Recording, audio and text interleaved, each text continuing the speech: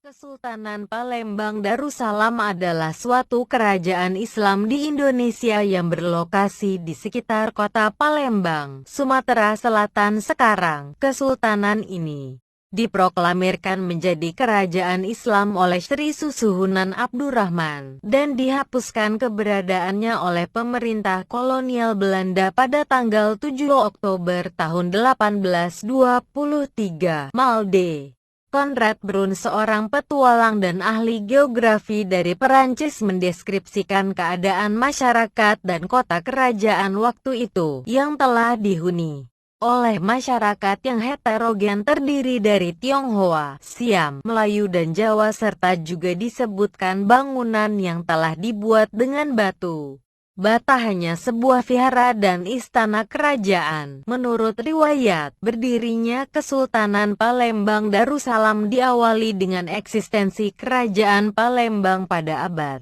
ke-15. Berdirinya Kerajaan Palembang merupakan dampak atas penaklukan Kerajaan Sriwijaya oleh Majapahit pada tahun 1375 Masehi. Selepas penaklukan, ternyata Majapahit tidak dapat mengontrol wilayah Sriwijaya dengan baik, yang berakibat terjadinya dominasi oleh para saudagar dari Tiongkok di wilayah yang sekarang dikenal dengan nama Palembang itu. Atas pengaruh dari orang-orang Tiongkok itu, besar kemungkinan bahwa itulah asal-muasal penamaan Palembang. Salah satu faktor penguatnya adalah seperti yang tercantum dalam karya dua orang penulis asal Tiongkok, yakni Cao Jukwa dengan karya berjudul Chu Fanxi dan Toa Chilio hasil karya Wong Taiyuan. Dalam kedua karya tersebut tercantum kata Palinfonga untuk menyebut bandar dagang di wilayah yang sekarang kita kenal dengan nama Palembang. Pengaruh kuat orang-orang Tiongkok berakhir ketika Kerajaan Majapahit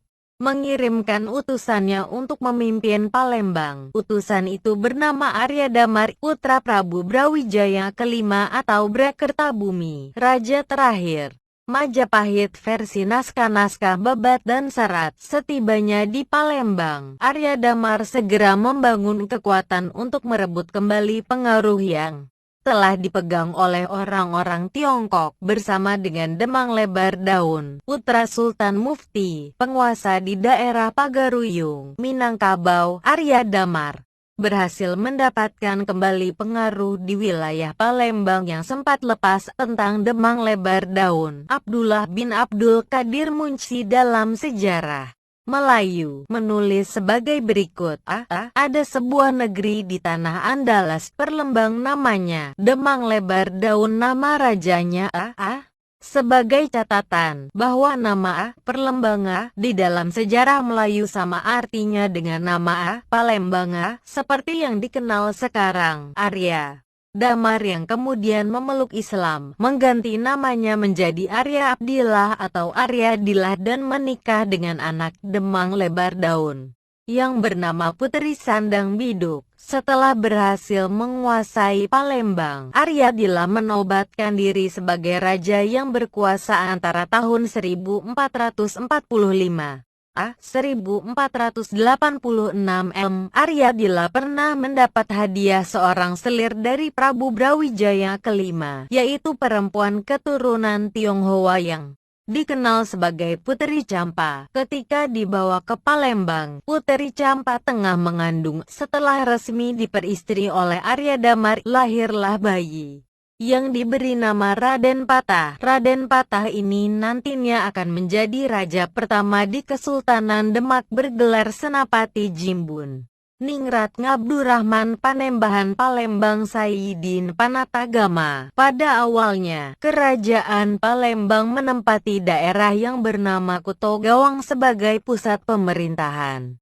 Gawang dalam bahasa Jawa kuno diartikan sebagai terang benderang. Setelah terjadi pergantian beberapa kali penguasa pada sekitar tahun 1610,